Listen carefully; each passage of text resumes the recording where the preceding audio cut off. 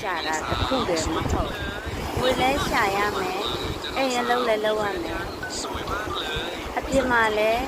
လဲသိနေလဲရမယ်သွားတင်သွားရမယ်ပွဲလမ်းတစ်ပင်ဆိုရင်လည်းသွားရမယ်ဒါပေမဲ့ယောက်ျားကျတော့အဲ့လိုမဟုတ်သူတို့ကငွေရှာပေးမဲ့တခုပဲ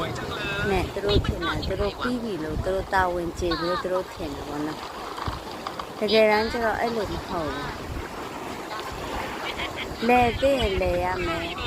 စားသိရင်စားရမယ်အိတ်သိရင်အိတ်ရမယ်ဗောနော်အပျော်ပါဆိုတာလည်းရှိရမယ်အများအားတငယ်ချင်းတွေနဲ့ဘီယာတောက်ရုံနဲ့အိမ်မှာဘီယာတောက်ရုံနဲ့ငွေရှာရုံနဲ့မပြည့်စုံဘူးဆိုတာ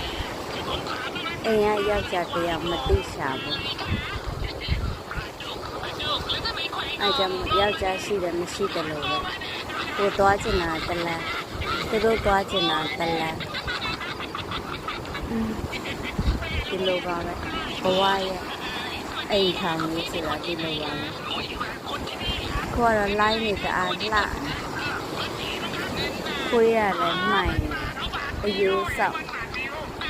တယောက်ကလည်းစားကောင်းတယ်အယိုးမပြည့်နိုင်ရှာ